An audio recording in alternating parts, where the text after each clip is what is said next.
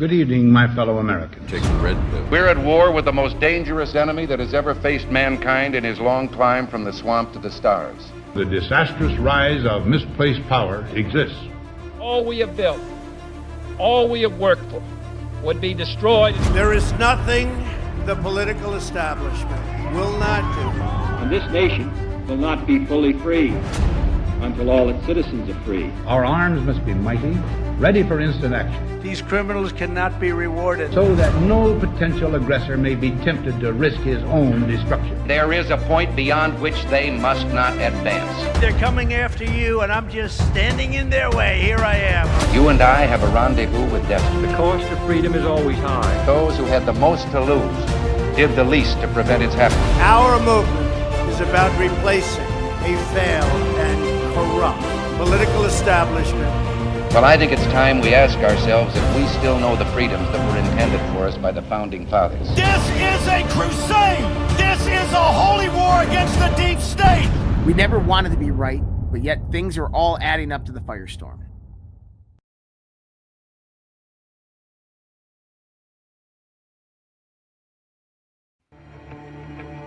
I'm the one that you hate for making America great. And I'm the one who's trying to build back better. We ain't the same. Yeah, you're right. There's a difference. Y'all are woke and we're awake. What a joke. Does white privilege have something to say? Your president drove the country into the ground. The crime rate is through the roof. There ain't no jobs to be found. Inflation going up. My kids need food in their mouths. You put the fake news on every TV screen in my house. Hold up. Your president a racist, homophobic. Tried to overthrow democracy and everybody knows it. He will never make America great again like the slogan. He a white supremacist. Just like all of you who voted. That is not facts. All you woke morons do is talk trash. Drag queens in classrooms hate anyone who's not black. You're pro-white, you know that's what the Klan members are, right? You're anti-LGBTQ, then why they always on your mind? Bro, you're a boy, you're a girl, stop playing stupid. You screwing up the youth and all the children are our future. You don't care about the kids, look at all the school shootings. You're pro-gun, it's your fault, stop making those excuses. You think anyone who don't agree with you is just a bigot. You're a fascist, you're a Nazi. You just mad because you triggered. You're just jealous of the left because we're progressive and we're winning. Now I'm tripping that you won the election because you rigged it. They put you on the left, they put you on the right. They tell you what to hate, then they tell you who to fight. Till you're screaming, screaming. They put you on the right, they put you on the left. They tell you who to hate, they do anything to get you screaming, screaming. My president draining the swamp, we building walls. Your president opened the border for one and all. Now there's murderers and criminals evading the law. Walking right into America, our safety is gone. Well, my president ended pandemic, saved the economy, and introduced legislation fighting for our equality. His son smokes crack. I don't care about that, honestly. He's raising all our wages. He can't raise his children properly. You obviously pro-life. A woman's choice is your right. I feel like abortion is important and you don't like. You're treating it like birth control. You're treating them like your wife. I said that all lives matter and I also meant unborn life. You're so clever, go ahead make your little memes while we're bringing home the soldiers who were in the Middle East. Okay, you brought the soldiers home, but then you burnt the flag and took a knee and left the men who fought for all our freedom homeless on the street. Build back better, there'll be violence and riots until you Bible thumpers learn to fall in line and trust the science. We ain't ever backing down from all you pedos and tyrants. The right is fighting the system, the left designed to divide us. And that is clown talk, all you got is mean tweets. It's free speech, call the cops, dog, you defunded the police. This country will be better off without all you freaks. This is America, homie, if you don't like it, you can leave. They put you on the left, they put you on the right. They tell you what to hate, then they tell you who to fight. Till you're screaming, screaming.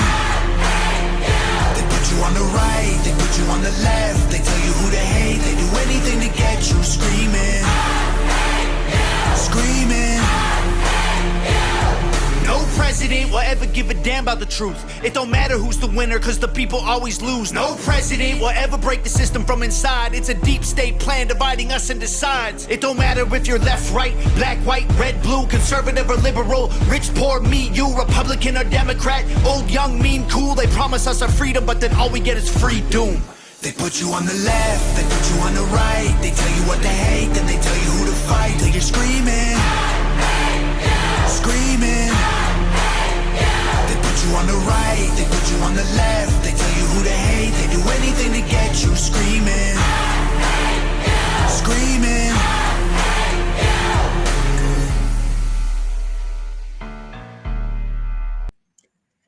Good morning, good evening, good afternoon, wherever you are in the world. My name is Josh. Welcome to the Red Pill Project's Daily Dose, live with you every Monday through Thursday, typically around 8:30 p.m. Eastern Time. Tonight, we were a little delayed. I apologize about that. I woke up this morning to some flooding in my basement again and figured out the problem, got it fixed. It took all day to do it, but the basement is safe. And we've been getting a hell of a lot of rain over here in Minnesota the last few weeks, and it's more rain is coming this week. So I had to get it completed today, and I had an inch of water in two of my rooms in my basement. So that is completed. That is fixed. I feel good about that, but it did delay me a little bit tonight, but we are rocking and rolling. And that was Tom McDonald's new song, Me Versus You. I did post those links to that, so you guys can find Tom McDonald's YouTube page right there, as well as you can just go to www.hangovergang.com. And that's one thing that we like to do here is we like to support that kind of grassroots music, especially Tom McDonald and all those guys over there. So much appreciated, Tom, for that great song. That was actually pretty eye-opening if you listen to it, because the name of tonight's show is The End of an Era. And isn't that true? We are at the end of an era. We're at the end of an age.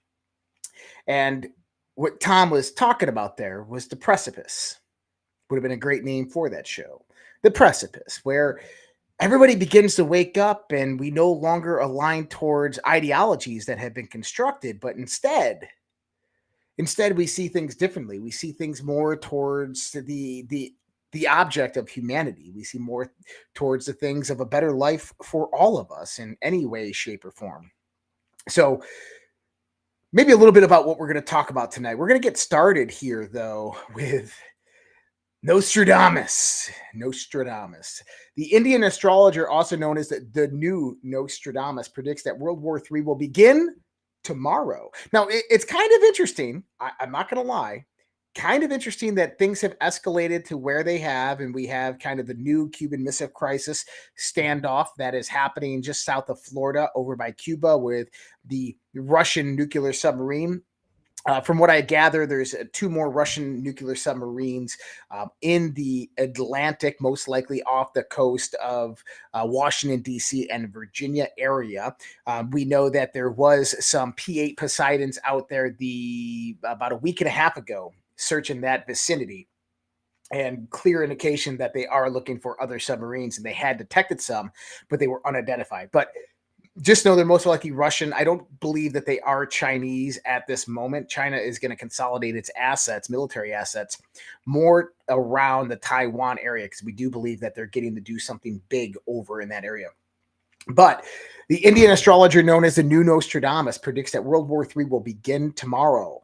And this is from the Gateway Pundit. If you haven't read the article, all of us have lived through enough hoaxes from alleged astrologers and visionaries and endless apocalyptical predictions, not to mention the Y2K scare and many psyops by globalists. So here's another potential one. Indian astrologer Kushal Kumar, known as the new Nostradamus, has claimed World War III will begin June 18th, 2024. Yes, you read it right, tomorrow.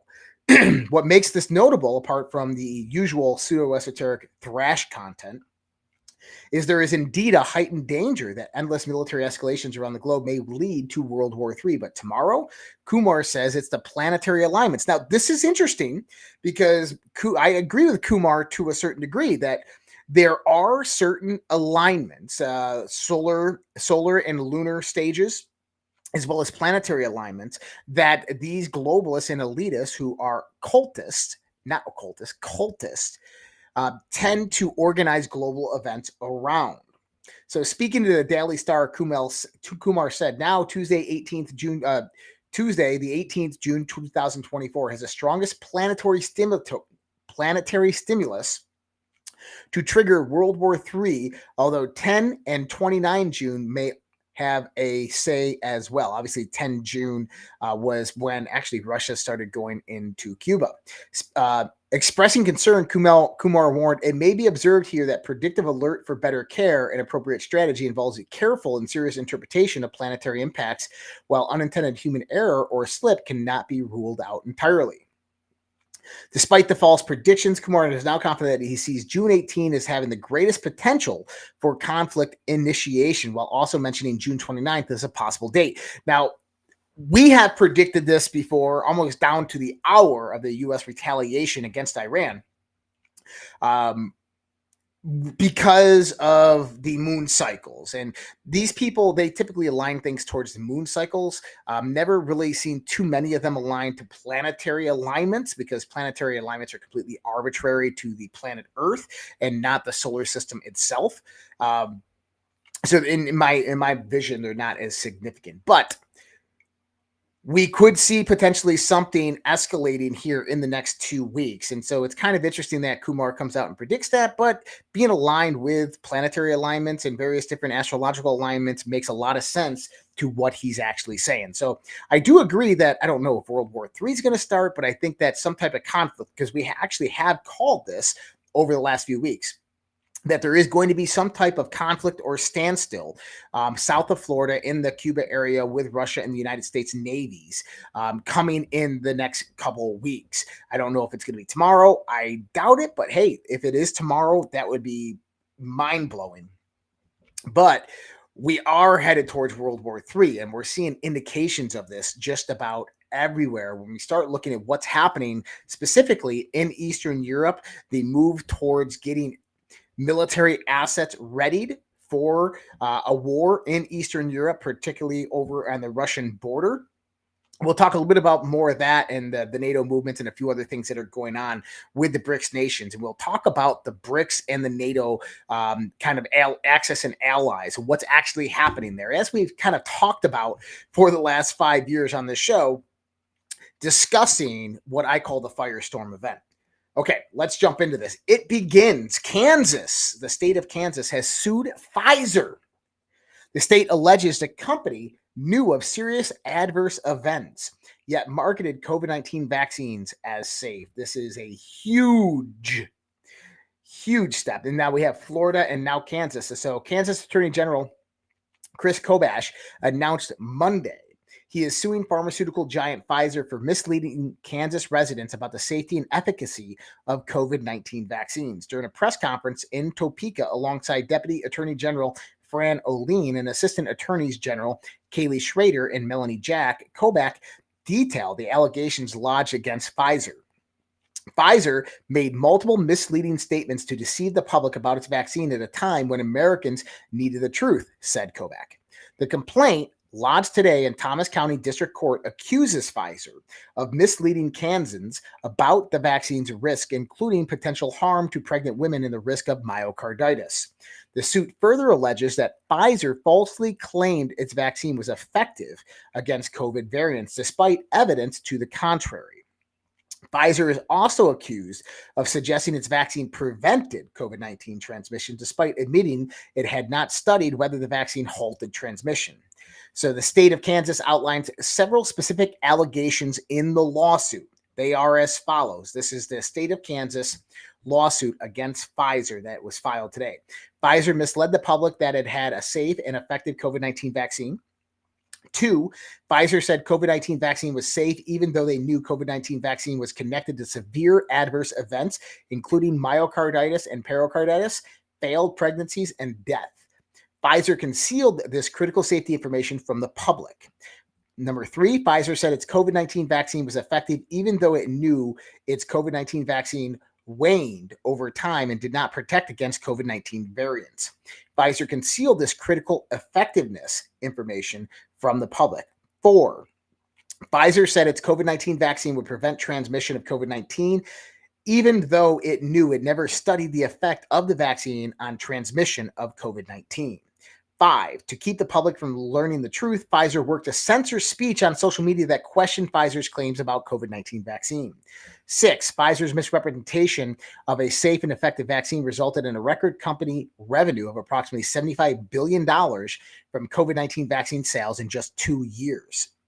7, Pfizer's actions and statements relating to its COVID-19 vaccine violated previous consent judgments with the state of Kansas. 8, Pfizer's actions and statements relating to its COVID-19 vaccine violated the Kansas Consumer Protection Act, KS 50-623, at sequence regardless of whether any individual consumer ultimately received the Pfizer COVID-19 vaccine. And 9, Pfizer must be held accountable for falsely representing the benefits of COVID-19 vaccine while concealing and suppressing the truth about its vaccine safety risks, waning effectiveness, and the inability to prevent transmission. This is huge. So we have Florida making moves against the pharmaceutical giants, and now we have the state of Kansas making moves against the pharmaceutical giant as well. Now, how is this going to end up? Well, I think that the state should be bringing criminal charges up against the executives of Pfizer and anybody and all related to the approval of this drug, including federal government employees, including Dr. Fauci, the National Institutes of Health, as well as anybody involved in the government authority of the approval of these vaccines. That's my thoughts and theories, is that criminal charges need to be brought up against these large pharmaceutical companies, their board of directors, their senior executives, anybody who had an email about all of this information, knew this information, they should be prosecuted, not these civil suits where we're suing them for money. Forget that shit. What we want is we want these companies taken down. We want these people held accountable and arrested because they blatantly knew about the side effects. They knew about all of this stuff. That's why they sought to cover it up, to censor you and me and everybody else so that they could make a cool $75 billion in profits. That's not even the sales numbers. That's just profits. These people need to be held criminally responsible and be put away in jail and held criminally liable. This is just bullshit. But I would love to see the next step of that where states come out and start doing that. All right, next. Here we go again. The U.S. and EU are set to order the bird flu vaccines from the CSL Seqirus, a company backed by the Bill and Melinda Gates Foundation. But what do we truly understand about these bird flu vaccines? This was a clip from the show Redacted on YouTube. If you guys are not following Redacted, Clayton Morris over on YouTube, you absolutely need to. Just type in the word Redacted in the YouTube search menu and you can see it. I'm going to play the short clips. This is a long clip, and I'm going to play a short part of it with Tedros' speech, and then we're going to talk a little bit about it. Well, the U.S. and the European Union will order bird flu vaccines from the vaccine manufacturer CSL Seqirus, which is incidentally funded and advised by none other than the Bill and Melinda Gates Foundation. That's interesting, right? Especially given a few things that we've been busy establishing for the last several weeks as the hysteria around bird flu continues to reach a crescendo. Number one, we do have therapeutics for bird flu if you catch it. We're going to talk about that in a second. Number two, we don't know the true numbers of bird flu cases because the World Health Organization is relying on PCR tests. We established recently that PCR tests are highly faulty. They were faulty up to a 97% fail rate during the COVID pandemic. Seek out this segment we did recently about a court in Europe that ruled that PCR tests are unfit for purpose because they're so unreliable. So we don't really know case numbers at all, but we're going to be told some case numbers. We'll listen with a grain of salt. Number three, the WHO lied about a fatal case of bird flu last week in Mexico. We established that earlier in the week. And the last one, bird flu is not typically transmissible between humans. So why are we panicking and ordering stockpiles of vaccine? Well, just this week, Dr. Tedros from the World Health Organization said this about the risk of bird flu in North America. To the United States and the outbreak of H5N1 avian influenza among dairy cattle. Since our last update 5 weeks ago, the number of affected dairy herds has almost tripled to 92 in 12 states.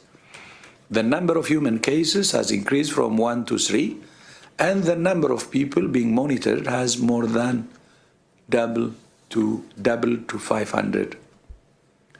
Since 2003, there have been 893 reported infections of H5N1 in humans, including 11 so far this year, 5 in Cambodia, 3 in the US, and 1 each in Australia, China, and Vietnam. In that time, the virus has not shown signs of having acquired the ability to spread easily among humans. That remains the case, which is why, at this time, WHO continues to assess the risk to public health as low. Low, he says. Low. Okay. He did not answer for why they told us that there was a bird flu death last week and then had to retract that after the health secretary in Mexico. Okay. So you heard Tedros there talking about the severity of bird flu there. And I'm not saying that you shouldn't be scared of it or you should not be scared of it. That is your decision to make. But what we have seen is that it has a very, very low transmission rate among human beings. But the US and the European Union are set to order bird flu vaccines. Enough for how many people? Well, millions. Well, why are they doing that? It seems the stage has been set. That what we talked about in the sense of a firestorm unraveling, it's an election year in the United States. The power structure of the New World Order is shifting away from the Western nations. The collapse of the United States dollar, as well as the social and cultural destabilization, is well underway. They want to usher in the United States to some type of civil war, most likely a violent, chaotic one between the left and the right, which I don't foresee happening. But we know that there was something called the 16-year plan. Barack Obama and Hillary Clinton, 8 years each as president of the United States, would bring about a 16-year period. Barack Obama would walk in, lay the foundation for the Marxist revolution around the world so that the radical left ideologies, through the guise of the Western New World Order, could take full control, authoritarian control over the world and undermine every sovereign nation. And they would do that through the outbreak of World War III when Hillary Clinton took office with Russia. Soon after that war breaks out, and the majority of the strong, abled men and women in the United States who went over to Europe to fight that war, a pandemic would break out, as well as riots within the streets of the United States, ushering the United States into massive civil war. This was the plan of the 16-year plan, eventually moving everything towards a one world government towards the end of that 8-year period, bringing it about to the year 2030 and meeting all the agenda goals for the 2030 agenda. And you would hit every single checkbox along the way. A pandemic was one of those factions that was going to come in there. Well, now we have something completely different in the infrastructure of what is happening. Donald Trump came in and disrupted the majority of these things as they were unraveling. So the plans got delayed. But now they cannot allow Donald Trump to ever take power again. As I've said before, they will scorch this earth before they ever give up power to Donald Trump or to anybody they consider to be a patriot who's trying to save the United States of America and stop the New World Order. So how do you do that? Well, you have to keep on going with the same plan because we know their playbook and there's nothing new under the sun. So they have to usher in World War III, and then soon after we'll see a pandemic, and soon after that we'll see social and cultural destabilization, which will ultimately lead to some type of civil war, civil unrest among the many Western nations. The problem this time was the rising up of the BRICS nations and how they collaborated together to go against the financial sanctions of the United States, the US dollar, and restructure the global economy. This was a wild card, I believe, was thrown into the mix of everything that was going on. With that being said, plans have to change and there's moves and counter moves. So as I see what's going to happen next is bird flu is going to be utilized as this next pandemic to basically usher in some strict and harsh restrictions on American citizens as this progresses, as we move more towards the election in 2024. But there's more. I want to bring this up because this is kind of playing into it. So you got to wonder, what's the end game of all of this? And this comes from Redacted again. I believe this was the same episode that was played yesterday. This is quite a long clip. We're going to only play a few minutes of it. And you're going to see Christy Hutcherson actually talking in this clip. This is on Redacted again, so you can check this out on Redacted's episode. But this is kind of where and why this goes this way. So we have this influx of illegal immigration coming over our southern borders. The Biden administration has opened our borders wide open to where we have anywhere from 15 to 30 million people have came over this over the last 4 years. We all know that this is the great white replacement theory, but also is a potential for massive amounts of terrorist attacks that can come about in the United States during a point of social and cultural destabilization. Is what happens is everything begins to get destabilized, a terrorist event, riots, whatever it might be, pro-Palestinian, pro-Israel, anti-Israel, doesn't matter what type of protests happen. They become destabilized, various different events happen, and you have these sleeper cells that rise up and begin promoting terrorism throughout these major cities in the United States. And this is done through the influx of the illegal immigration that allowed them to come into our country. Now, the next part is where it gets interesting, because we know we're headed towards some type of civil war, whether it's a cold civil war, which I think that we're in right now, a 10th Amendment civil war, which if we're going to go to one, that's the one that we want. That's a legal battle to where the states use the 10th Amendment to fight against the federal authority, the federal power, and utilize the Supreme Court and the legal system to fight against that tyranny and oppression, or the civil war that they're planning for, the left versus the right, the final showdown. Now, if it actually came down to this, you have a whole bunch of American citizens who are armed to the freaking teeth, and they know how to shoot straight, and they're very tactical, and they're very well organized. And we've talked about this for a long time, is that before they can get to that point to completely destabilize the United States of America and take down our country, they have to, number one, get rid of the guns, and number two, get rid of the people that would fight back. Well, how would they do that? Well, they could do that through quarantine facilities set up around the country. For instance, in China specifically, they set up various different types of checkpoints all throughout the country. This was during COVID, and now they're still there after COVID. And you would have a vaccine passport aligned with your social credit score. And in order to utilize public transportation or to get access to any building or facility, you would have to go in and you would have to scan your vaccine passport. If your vaccine passport was flagged as for not being tested in a certain amount of time or not having the correct vaccine, you were then quarantined, and a team would come and quarantine you and take you to a quarantine facility. Well, China used this actually against people who were trying to cash out their bank accounts. There was a bank in the Guangzhou province that was closing down abruptly. People in a few provinces over started to use public transportation. They were up to date on their COVID vaccine, and their vaccine passports were green lit. They went to public transportations and were immediately flagged when they found out that they're going to the Guangzhou province, and they were quarantined for 2 weeks and were not able to get their money out of the bank.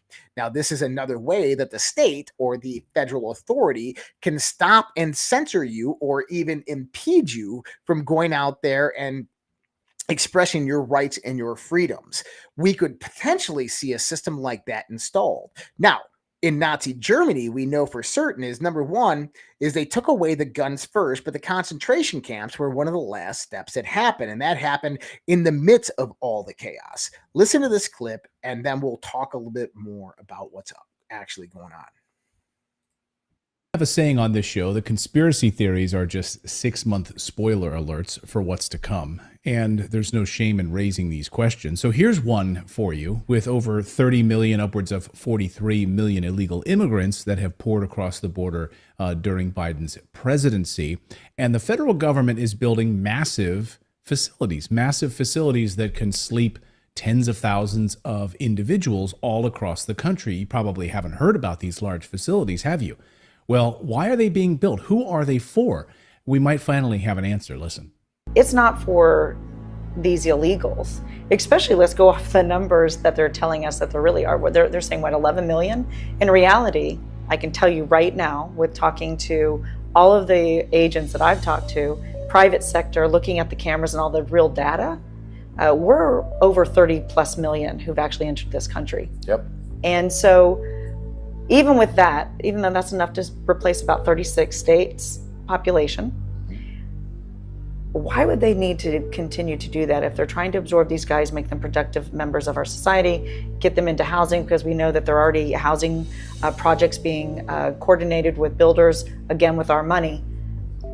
I believe it's to kind of like what Nazis did with the Jews, concentration camps, processing facilities. They're going to need somewhere to process the dissidents. So it's not for illegal immigrants. Who is it for? Dissidents? We're going to unpack this with former 24-year veteran. Okay. FEMA is building FEMA camps. Whether they're for quarantine camps of the next pandemic outbreak, they're saying they're being built by the Department of Homeland Security primarily for the housing of illegal immigrants. But this just isn't true. They're building them into every state. With my show, we've talked to Game Tech Politics many different times, and him and I have discussed this in the sense of him discussing with a DHS employee, high level, by the way, high ranking employee, talking about the various different exercises, national exercises that are being ran in almost every single major city in the United States of America by FEMA. FEMA is running these national exercises of casualty control situations where mass casualty events happen in every major city due to, well, they say weather, that the weather gets out of hand and something massive happens and there's a mass casualty situation to where they have to house people in large facilities. Sound familiar? What type of situation could occur? Well, you got to look at the left hand and the right hand. They utilize the weather scenario as a methodology to go out there and do this training for FEMA to usher people into these various large facilities to help people. But in actuality, what they're trying to do is use the guise of weather or severe weather situations and mass casualty as an allegory for civil disobedience, civil unrest. And when that stuff actually happens, where are you going to house the thousands upon thousands of people that show up to be angry at their government when an election doesn't go their way, or a coup occurs on January 6th, or that their president legitimately won the election, but that election was ruled illegitimate by a minority? When people rise up and begin getting angry at their government, what do you do next? Well, those people take to the streets, and then you have to have a place to put them because you don't want them to regroup and go home. You want to disarm them and you want to put them in a facility. How do you contain that dissonance? You have to be well prepared for it. You have to have the various different types of training situations where emergency personnel can go into a large city, navigate around it, and move people in these areas into these various different facilities. This is what we're seeing being set up right now. Now, what's an indication that shit is about to get a little crazy? Well, 2 weeks ago, we talked about how on Capitol Hill in Washington, D.C., fences have now gone up around the Capitol. We've seen the fences go up around the White House. And now a fence is being installed around the U.S. Supreme Court. The last time that this happened was prior to the Roe versus Wade decision. So we have fences being installed up around the Capitol, the White House, and now the Supreme Court building. What is Washington, D.C. preparing for? These fences will ultimately be up there for the next year. We know how this operates. The next thing that we want to look for is deployment of National Guard troops to Washington, D.C. to help with the chaos that's going to ensue, most likely around election time. I would say around October, November timeframe. But how do we see this unraveling? Because we're seeing all the little foundations of everything that we talked about with the Firestorm event being laid out. Now we're seeing what Alex Jones talked about in 2010, 2011, 2012 with FEMA camps actually occurring, and they're being built out. Now, keep in mind, Washington State, Oregon State, Tennessee, Florida, New York, and many other states out there during the COVID-19 pandemic in 2020 passed legislations within their states, allowing the governor, through full decree and authority, to quarantine any person they felt was detrimental to society. If they felt that, hey, you potentially could be sick, and by the way, there's no doctor involvement in this. It's not, hey, this person saw a doctor and he has a little cough, and so he might be sick. Let's quarantine him. The government has the ability to go out there and determine who they want. This was how these bills were written. We remember this with DeSantis specifically. We didn't understand it. Like, why would DeSantis do this? This guy's about freedom. But that's how the bill was written. And then where they take them? They take them to quarantine facilities. So these facilities are either being built, A, as quarantine facilities for the next pandemic, which we know are coming, B, as dissident quarantine facilities for civil unrest that is going to come about, C, processing facilities for mass casualty types of events, or D, all of the above. I think we know. I think we know which one it is. I'm pretty sure it's all of the above. Now, before I go on, it is getting late here. I got a lot of news to get through. So we're gonna get through the news. And I know some people are getting towards their bedtimes, but I did want to put out this information because this is critical. Arm yourselves to the fucking teeth, people. Buy ammo, buy plenty. Know how to shoot, shoot straight. Have a way to defend yourself, your family, and your friends, and your personal property. Know your local laws on gun laws. Know how to obtain a gun. Know how to conceal a gun properly and legally. And know how to shoot straight. And have plenty of ammo to shoot if the situation ever did arise. This is all for self-defense. In the midst that something does happen, you have a way to protect yourself. Number 2, be prepared. Okay? Go to the grocery store. Canned goods, non-perishables. Stock up. If you don't have a source of water on your property, if you don't have a well, if you don't have a lake, a pond, to siphon water out and clean it, then you need to go out there and start getting 5-gallon jugs of water and store them. They're $7. You can buy them at Walmart. Store 2 or 3 of them. Conserve water. Understand how to conserve and recycle water. Okay? And we're going to understand why water is going to be really, really important here in a minute. Okay? Protect your immune system. Protect your health. We do have one of the sponsors of our show, one of our best sponsors, because they're absolutely amazing. We get the most testimonials about them. But have a way to protect your immune system. If you guys did not know, Pet Club 247, they protect your pets and they protect you. You can go out there and get your immune modulating mushrooms, redpills.tv/mushroom. redpills.tv/mushroom. Once you're in through that link, you can go there and check out the dog and the cat products, as well as other products they have for you and me, including coffee, cookies, gummies, all types of stuff. You guys should check that out. I'm going to have Kurt and Kristen probably on next week or maybe this week. And we'll discuss that more at length. But I want you to definitely check out Pet Club 247 for your immune system. You can go to My Patriot Supply if you want to check them out for survival gear. If you haven't already got some survival gear, you can get the 25-year plus shelf life food. This stuff is awesome. You throw it in your backpack. You can take it with you. You can find that at redpills.tv/patriot. redpills.tv/patriot. And everything is on our website, redpills.tv. You can find it there. Okay, let's move on. So we have the one side of the house where doom and gloom and shit is happening. The end of an era, the end of world homogeneity by the West is coming to an end. And we're now seeing a more kind of diversified world where sovereign nations are able to rise up. Third world countries are able to move into that position of developing nations into first world nations. And there's no more restrictions being done through economic warfare onto these countries. We're seeing a lot of good things actually happen in the world. How about this one? Holy cow, I've never seen anything like this. I'm speechless. According to a CNN data reporter, shocked at Trump's level of support within the black vote.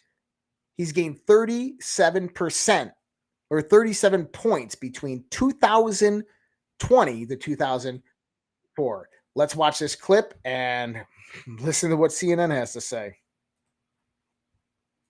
Here, data reporter Harry Enton is with us. So where does the race stand among African-American voters right now? Yeah, I keep looking for this to change, to go back to a historical norm, and it simply put has not yet. So this is the margin, or Biden and Trump among black voters compare where we were at this point in 2020, compare where we are now. You know, at this point, look at this. In 2020, Joe Biden was getting 86% of the African-American vote. Look at where it is now. It's 70%. That's a 16-point drop, John. And more than that, it's not just that Joe Biden is losing ground, it's that Donald Trump is gaining ground. You go from 7%, single digits at this point in 2020, to now 21%. And again, John, I keep looking for signs that this is going to go back to normal, and I don't see it yet in the polling. If anything, right now we're careening towards a historic performance for a Republican presidential candidate, the likes of which we have not seen in 6 decades. And when you dig into this number here, what is the makeup of that number? This is where we get very interesting. So I decided to dive deeper into the crosstabs, figure out where is it that Joe Biden is truly struggling among black voters. All right, so this is black voters, Biden versus Trump margin. Look at black voters age 50 and older, and you'll see, look, Joe Biden was leading amongst this group at this point by 83 points back in 2020. Now it's 74 points. So yeah, a slight decline in that margin, but nothing out of this world. Look at black voters under the age of 50. Holy cow, folks. Holy cow. Look at this. Joe Biden was up by 80 points among this group back at this point in 2020. Look at where that margin has careened down towards. It's now just, get this, 37 points. That lead has dropped by more than half, Mr. Berman. I just never seen anything like this. I'm like speechless, because you always look at history and you go, okay, this is a historic moment. If this polling is anywhere near correct, we are looking at a historic moment right now where black voters under the age of 50, which have historically been such a big part of the Democratic coalition, are leaving it in droves. All right. Well, we know that those numbers are bullshit. We know that those numbers are manipulated. And we know that Trump's numbers are probably much, much, much higher. But isn't this what was happening?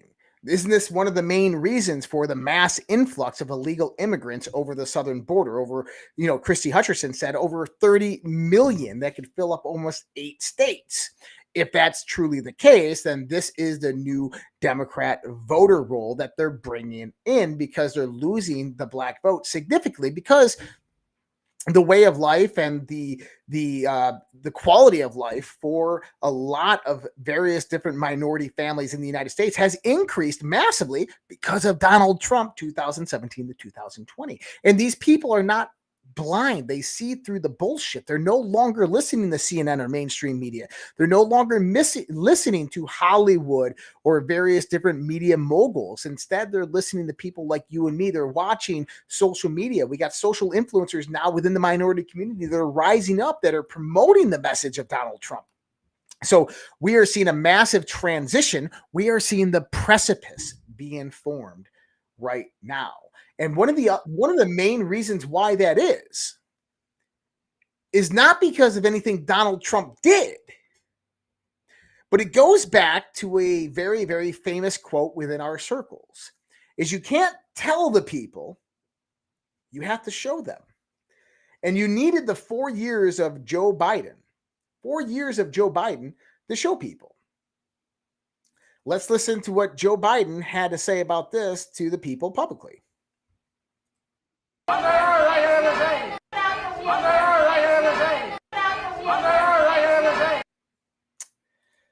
That's Joe Biden, people.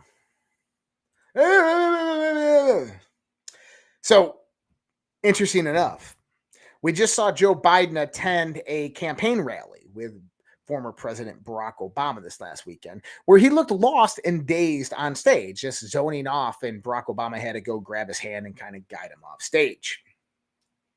Rumors are emerging, and this is Representative Luna, Congresswoman, who's talking about this specifically. You heard it with me and Game Tech. I mean, I've been talking about this for 5 years now. That there's a secret Democrat plan to replace Joe Biden using Clinton, Obama, Pelosi, and Schumer. Do you remember a scenario I told you about specifically? 5 years ago, it was talked about on the boards that they will replace him with her. Obama could be Michelle Obama. It could be Gavin Newsom. We talked about this a few years ago that they replaced him with Gavin Newsom. It's not going to be Kamala Harris. But they could do this right before the election timeframe. But one of the methods that could do this is Joe Biden gets ill, Joe Biden gets sick, Joe Biden has to retire or step down or resign from his position. This is actually becoming more and more relevant because his mental health is declining, his physical health is declining, and we've seen a massive pullback from Democrats so much away from Joe Biden. Exactly, Grismo. It's old news. But the idea that it could be Clinton, Obama, Pelosi, or Schumer, if the Democrats win the House, important, in 2024, which I told you they're going for the House. They're not even caring whatsoever about Joe Biden winning re-election. They don't give a shit about this. They know they can't win and they know they can't steal it. The only hope they have of taking anything in 2024 is the House.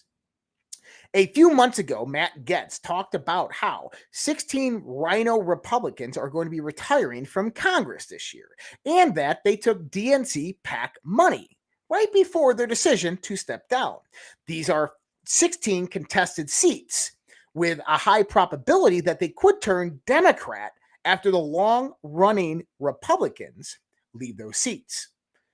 Now, the question is was that planned? Absolutely. So if they don't need much to turn those seats, those are potentially the ones that they will focus on trying to run an operation on to take those during the 2024 election, because it becomes critically important for the Democrats to gain House majority.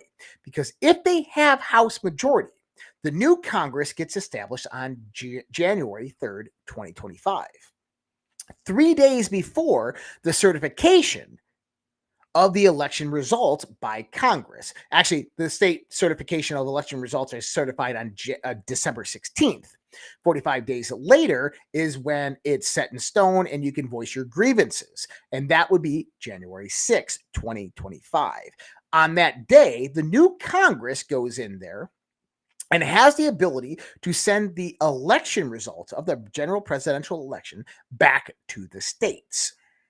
Now, if they come back and let's just say that the Democrats have a majority in Congress during that time, they can deny the transition of power to Donald Trump, and they can, in temporo, vote or assign somebody to take that power.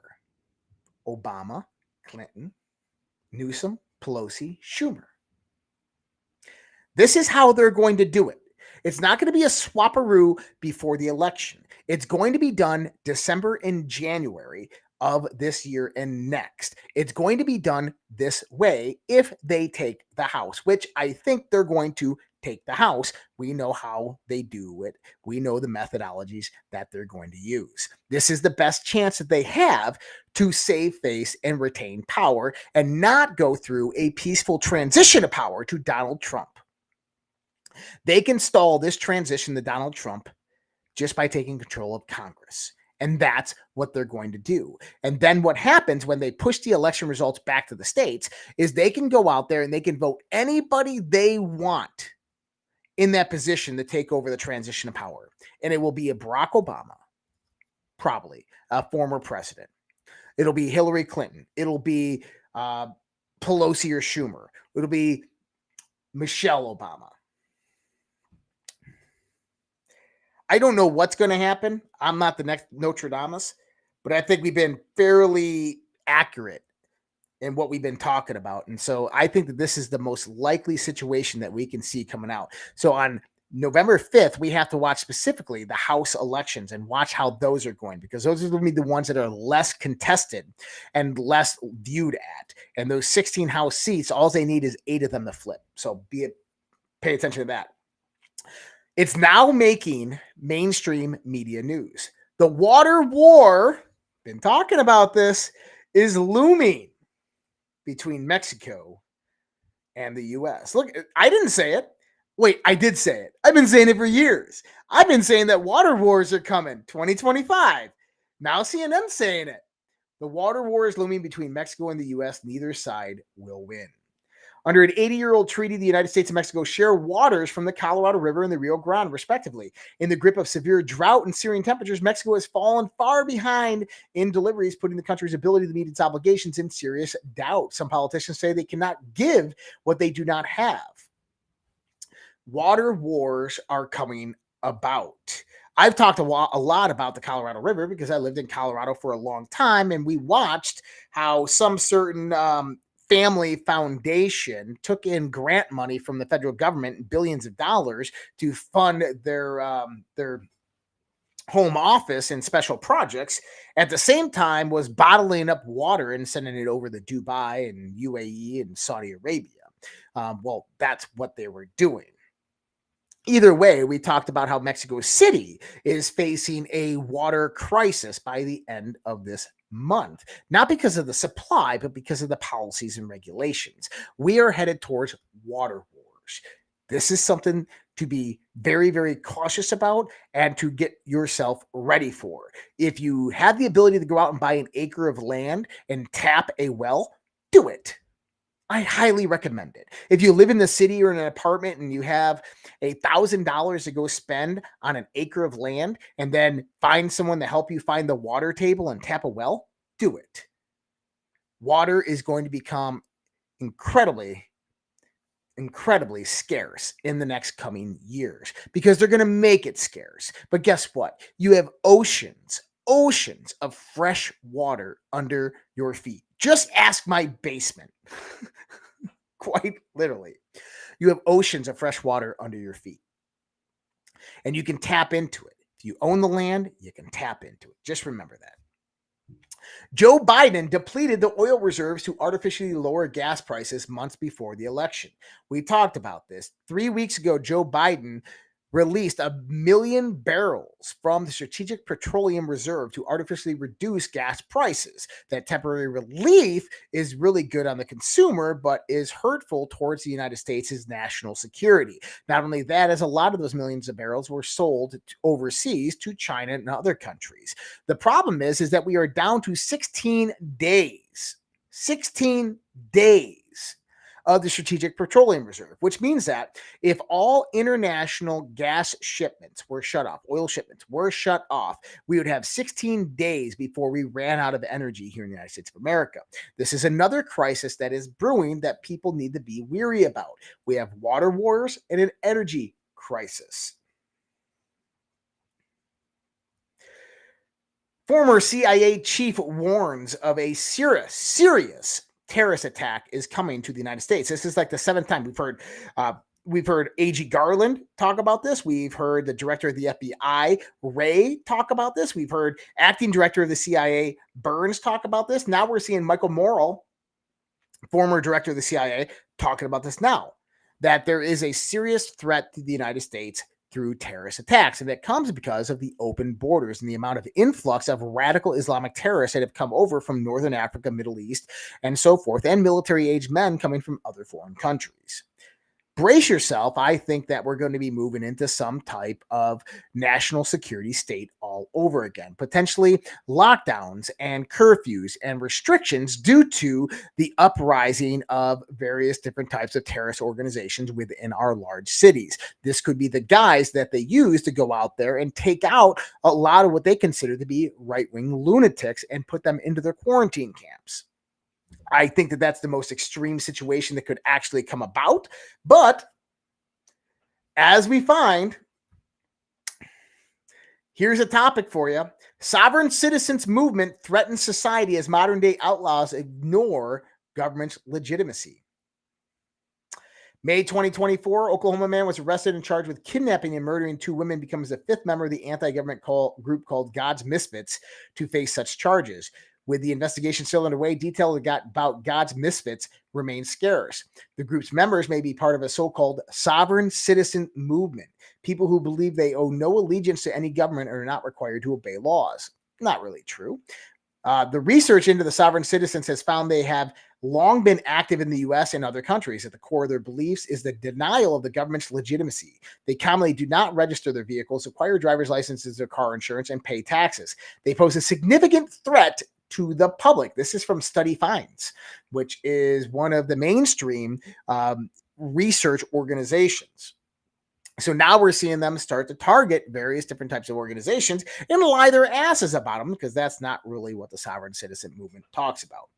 On the other side of the aisle, how do you trigger the West? Well, Putin knows how to do this very well. That's why you have Russian nuclear submarines running ICBM drills 30, 40, 50 miles off the coast of Florida. But President Putin says Russia and North Korea will bring diplomatic relations to a higher level by signing various different agreements. Russia is going to open up North Korea to various different types of trade, bringing wealth and revenue into North Korea, ignoring U.S. and Western sanctions. Good for North Korea, good for Russia, bad for the West all over again. But that also means that a rising North Korea doesn't threaten China. It threatens more of the sense of the West's influence in the Asia Peninsula. This is something that Trump sought to undermine by getting North Korea on the side of the West, and Trump was doing a good job of that. But we know the left has screwed that up significantly. Now, this becomes a massive threat to South Korea, which potential for war breaking out between North and South Korea could become imminent if the revenue of North Korea does increase to a point where they are stable within their economic system. Now, would Russia condone that? Most likely not, but South Korea is one of the critical key factors in the sense of military development and planning on the sense of the technology side. A lot of the electronics and the sensors that come about through the U.S. military come through South Korea. So controlling that whole area would be a massive strategy in a wartime situation for countries like Russia and China. And North Korea might be that key. They need to do that by putting that pressure on South Korea. So we could potentially see that being utilized as another aspect of military strategy. The BRICS nations themselves, Putin came out and said many nations are ready to join the BRICS community. Malaysia just announced today that it is formally that it's going to formally apply to join BRICS. We have Mexico, Brazil, Argentina. All of these countries are joining BRICS. My theory is that when Donald Trump does come back into power as the president, the United States will join BRICS. I'm telling you, that's most likely going to be a reality. All right, what do we got here? U.S. Senate Armed Services Committee intends to require women to register for selective service as part of the National Defense Authorization Act fiscal year 25. And they have the automated system for men. Why? Because war is coming. That's when you make these types of changes, because war is coming. We just talked about last week how NATO says over 300,000 troops are now on high readiness to move to the border of Russia. And this move is most likely going to happen within the next 2 to 3 weeks. They've already began moving massive military troop alignments or military asset alignments in there. One of the main reasons I think that the Western weapon systems, the HIMARS and so forth, are moving into Ukraine is not for the Ukrainians themselves, but for Western troops when they begin to move into Ukraine for strategic positioning against Russia. Because basically France and Germany and so forth have already declared war on Russia. It's already there. It's already happening. It's most likely imminent right now with everything that has transpired. So when can we see that escalate? We'll see if that happens tomorrow, as per the new Nostradamus. I don't think it's going to happen tomorrow. I think it's going to happen slowly over the next 2 to 3 months. But I think that we could potentially see the first outbreak of this by the election timeframe, because that only makes sense. All right, guys. Sorry for the late start tonight. I appreciate you. Please go out, like, share, comment, follow where you are at. If you are new to this channel, go on over to redpills.tv. Make sure you subscribe over there. It's free to do the email address thing. And you can also see a lot of our sponsors over there for our show to help support everything that we do. There are links in the description box on ways to support everything that I do here at the Red Pill Project and all the shows that we have on the Red Pill Project as well. Socialredpill.com, our private social network. You can join that, support everything that we do. Much love, respect. God bless you. You guys take care. I got to go finish cleaning up my flooded basement. You guys have a great night. I will see you guys tomorrow. Good night. Spoon. That's impossible. Only try to realize the truth. What truth? There is no spoon.